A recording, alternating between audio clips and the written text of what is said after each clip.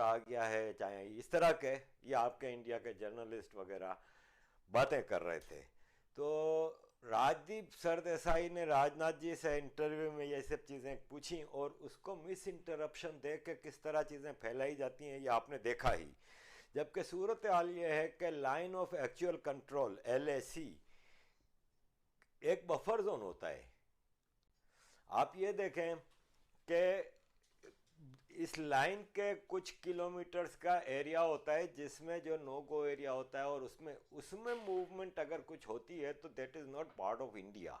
और राजनाथ जी ने अपने इंटरव्यू में ये क्लियरली कह दिया कि किसी भी इंडिया के पार्ट के अंदर वो नहीं आए, वो कई किलोमीटर दूर होती थी जो LOC से उनकी पोजीशन, तो वो थोड़ा आगे आते थे।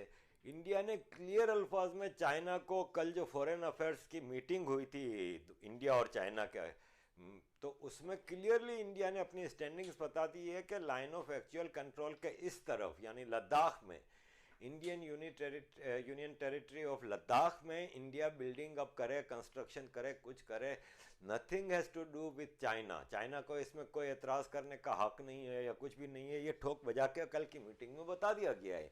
स्टैंडिंग भी ये क्लियर हो गई थी कि अप्रैल से पहले जो स्टैंडिंग थी फौजों की और सिचुएशन की, उसी पे रहना मुनासिब है। ये इंडिया ने दो टोक अल्फाज में बता दिया है। अब मसला ये है कि ऐसी कोई भी सिचुएशन आती है ना, तो आपके यहाँ के कुछ जोरनोज हैं ना, वो खुशी के मारे निकल पड़ते हैं, हाँ चाइना ने देखो इंडिया के अंदर हमला कर दिया, और ताने मारेंगे। वो आपने इंडिया की फिल्मों में देखा है ना कि बेवा औरतें होती हैं, तालियां बजा के ताने मारेंगे कि ये देखो ये हो गया वो हो गया, बद्दुआएं देंगी।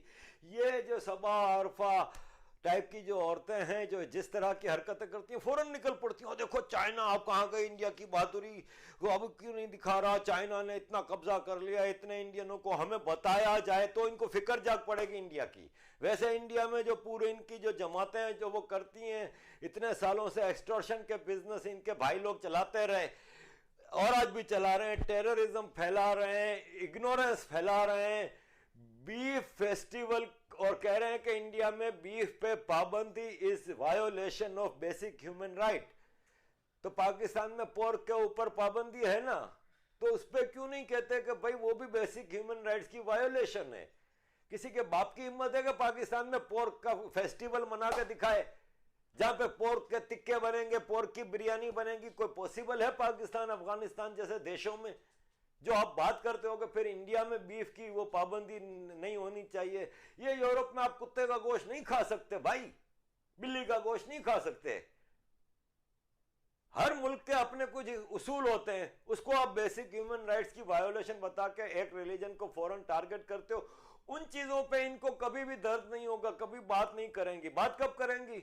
ओहो हो, माइग्रेंट्स का इशू, ये देख ले क्या कर रही है सरकार, आज सरकार मर गई है, सरकार खत्म हो गई, ऐसी चीजों पे आएंगे। इनके अंदर से आप इनके जो लैंग्वेज है और उनकी जो बॉडी लैंग्वेज है, जब ये इस तरह की बातें करते हैं, आप देखें इनके अंदर से रुएं रुएं से खुशी छलक रही है। सागरिका गोडसे की जो आप वो पढ़ लें, क्या गोडसे कौन है, ये राजदीप की बीवी, उसकी पढ़ लें ट्वीट्स, इनके एक बेचे एक खुशी नजर आती है इनके ट्वीट्स में कि यार ये इंडिया पे ये अचानक एक मामला खराब हुआ है, अच्छी बात है। ये आपको फीलिंग महसूस होगी। खुदा ना खास्ता कोई भी चीज होती है तो ऐसे मौके पे फौरन आ जाते हैं ये लोग। माइग्रेंट्स के इशू पे हमने देखा सब कुछ वो किया, तो लद्दाख का इशू कुछ नहीं होना, एक गोली नहीं चली ना चलेगी। ना चाइनीज से ना वो अफोर्ड कर ही नहीं सकते। चाइनीज बड़ी समझदार कौम है, जब भी तो पूरी दुनिया पे रूल कर रही है। वो ना समझे कोई कि वो चाइनीज समझ रहे हैं कि ये 1962 है, कोई नहीं चाइनीज समझ रही है। चाइनीज को पता है कि यहाँ पे जवाहरलाल नेहरू नहीं बैठे हुए, चाइनीज को पता है कि यहाँ पे एक ऐसा आदमी बैठा हुआ है और उसके पीछे पूरी जो पॉपुलर रेटिंग हम देख ही रहे हैं ना मोदी जी की, पूरा इंडिया उनके साथ है। कुछ जो एलिमेंट्स आपको चीखते चिल्लाते नजर आते हैं तो उनकी चीखें तो निकलेंगी ना, क्योंकि ये स्टेटस को वाले लोग, इनको स्टेटस को चाहिए। ये कहते हैं कि कश्मीर में भी स्टेटस को रहे और हर जगह जो मुस्लिम सुपीरियरिटी का जो एक स्टेटस को है वो चलता रहे, इनके मजे लगे रहे, एजुकेशन इनके हिसाब से जाए। इंडिया में जो फॉरेन इन्वेडर्स हैं उनको ग्लोरीफाई करते रहो, इंडिया के जो असल हीरोज हैं, इंडिया की जो असल रूट्स हैं, जो 5000 साल के जो फिलोसॉफीज हैं, उनको आहिस्ते आहिस्ते खत्म करते रहो, उसमें खुश थे। अब वो सरकारें नहीं आनी, अब हिंदुस्तान का हिंदुस्तानी जाग गया है। तो बीबियों, तुम भी अपनी औकात बदलो। अब जब तक तुम लोग अपनी सहाफत को और जर्नलिज्म को चेंज नहीं करोगे और रियलिटी को एक्सेप्ट नहीं करोगे, तब तक मामला नहीं हल होना। सफूरा के हवाले से बड़ी चींची पैपै कर रहे हैं ये लोग, क्या एक प्रेग्नेंट औरत को मोदी सरकार ने जेल में डाला हुआ है। अरे एक आफिया सिद्दीकी है पाकिस्तान की, 25 साल से अमेरिका में गुआंतानामो बे में रह रही है, नहीं छोड़ रहा अमेरिका। पाकिस्तानी भी इसी तरह का, आपके तरह के ड्रामे कर रहे थे, कहा वो हो गया। क्यों? इसलिए कि वो पकड़ी गई थी, साइंटिस्ट थी अमेरिका में, अमेरिका से, वह अमेरिकन नेशनल थी, पाकिस्तानी ओरिजिन की, वहां से तालिबान की मदद करने आई हुई थी, काबुल से, अफगानिस्तान से पकड़ी गई थी। तो जब एक गलत काम करते हैं ना, ये सफूरा साहिबा के प्रेगनेंसी को लेके बहुत सारे लोग आ रहे हैं, तो मुझे ये बताएं कि इनकी तकरीरें देखी आपने? मैं तो इनकी वीडियोस देख के, ये प्रेगनेंसी में वायोलेंस पे वो कर रही हैं, और इनकी लैंग्वेज देखें, मोदी टेररिस्ट और हिंदुत्व टेररिस्ट, और कोई कह सकता है पाकिस्तान में ये? किसी के बाप की हिम्मत नहीं है।